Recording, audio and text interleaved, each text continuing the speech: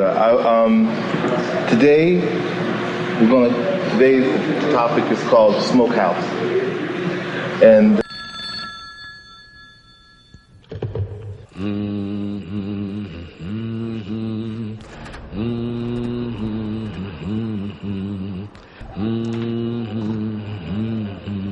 everything's from Allah, everyone's from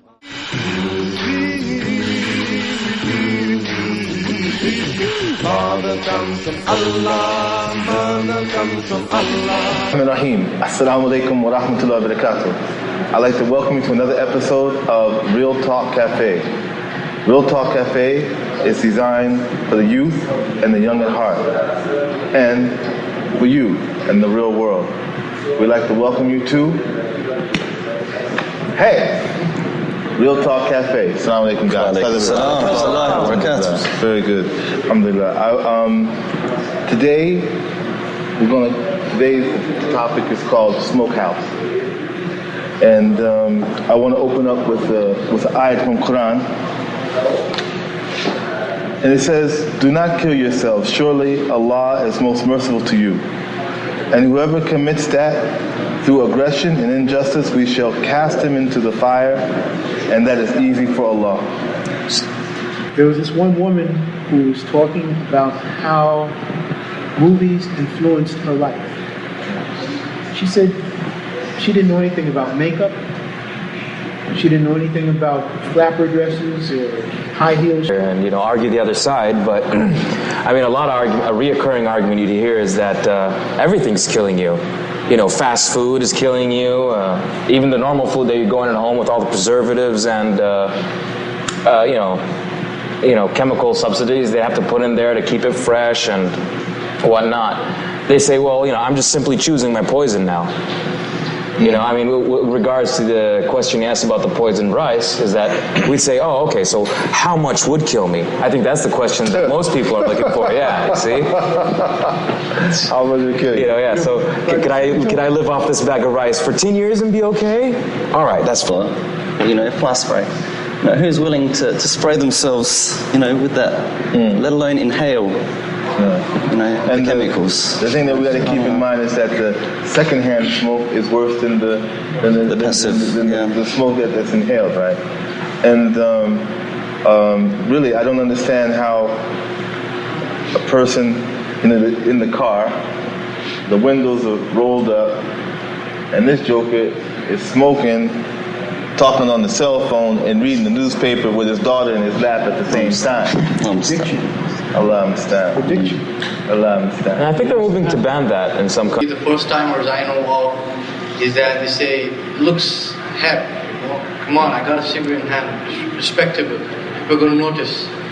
And then eventually, addictive, not addictive, it's according to the will of a person, but most of the people, John is saying, let's try it once, let's experiment. Everybody's smoking, why shouldn't I? This reminds me that in India, cigarette selling and production is the third largest revenue. Cigarettes, and in economics, it's like they said, the demand is income elastic. True. So that means it doesn't matter, because if people are hooked and fixated, you put up the tax and the price, people will still buy. So it's extremely lucrative, So the government, they'll put on their smoking kills, but they're not proactive enough, because they're self-interest. In a capitalist economy, this is what they drive. This is what they go for. Although I would also put in why that. Mainly because I think people pick up smoking habit because firstly they think it's kind of cool. I'm talking about the youth here. The smoke coming out and you're getting all the attention. I don't know. I think that's the thing. It's also influenced among the friend circle, the friends you have. Peer pressure. Peer pressure. It's a big amount of socializing which happens just because of smoking. So that is one thing which is, I think one of the major factors these days, like people pick up smoking. A lot of people I know, they just mouth smoke. Just so because, four guys, they're standing and talking around, they all smoke. So, that sort of socializing thing is a huge factor.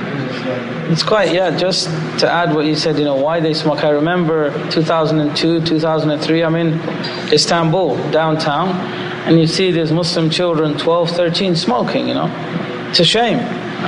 youngsters, and again, they want to belong to something. They want an image. It's sad sometimes, first experience for most people that I know. You know, you find the first time he tried to smoke, he coughed a cigarette right out of his mouth, you know. First time he tried to smoke, he didn't know how to light it up properly. He burned himself. So it's like, but it's just that peer pressure, as the brother was mentioning, trying to fit in, everyone trying to fit in with one another. And they end up with a bad habit that really, really damages their health, you know, and costs them a lot in their wealth. Yes. Make their teeth yellow. 10 million steps. I remember when I was in the military. There was one guy there who was a born again Christian, and he saw me smoking one day, and he came over to me. He said, "You know, if God had wanted you to smoke, He'd have given you a smokestack." You know, and like we're talking about cigarettes, but what about shisha? Hubbly bubbly. Yeah, hubbly bubbly. Sounds nice. Hubbly bubbly. Or hookah, whatever.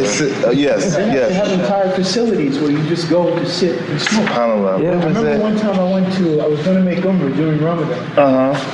And I flew through Jeddah, and then we had to take a taxi. And I got in just before it was time for iftar. So I was in a taxi with some other people, and we had to stop at a roadside stand and get something to break our fast. And they had a shisha facility there. It's about the best thing I can call it. And there was people, there were Muslims sitting there waiting for the event. I'm serious. This is no joke. This is no laughing matter. Yeah. Not something more. So I think, either we can get over the problem now, we quell it now, put it out while it's still a small flame or an ember, and before it burns out of control. No. Burns out of control. It's like a fire. It has the same cascading effect, It is a fire. It actually starts from an excuse, like just a cigarette per day or one shisha in a week. This reminds me of a hadith by Abu Jabir radiallahu anhu. It was narrated that the Prophet sallallahu alaihi wasallam said that whatever intoxication is bad in large quantity is also bad in smaller quantity. So even if it's a cigarette per day or even if it's a shisha per week, people say we just smoke a week or something. So it's still bad. I mean, in other words, a little bit of poison will kill you. Yeah, that's what it means. Just to add, as you said, to put out the flame now, or the smoke, whatever it is, how do we do it? It's there has to be a campaign for awareness. Unfortunately, I don't think we have it here, or in many places around the world. They really promote it, as in making people aware of the damage, the effect, the statistics. Because actually there are bigger workshops on drinks and drugs and others, so they don't really prelude to the next episode where we'll talk about the dangers of drugs, the dangerous effect of drugs. Alhamdulillah. So with this, Abu waves back there waving his hand, he's saying the clock on the wall says that's all, and it's time for us to get out of here. And I want to thank you all for joining in the conversation. And for you out there in the real world for staying tuned, I want to end with our magic words of peace through belief in one. That's true peace. Use his head, that's what it's there for. To belief in one. Yeah, you got to sugar the mook. Yeah, that brain up there, that's what it's there for, Got to use it. Thank you very much. Assalamu alaikum wa rahmatullahi wa barakatuh. Everyone's from Allah, everything's from Allah.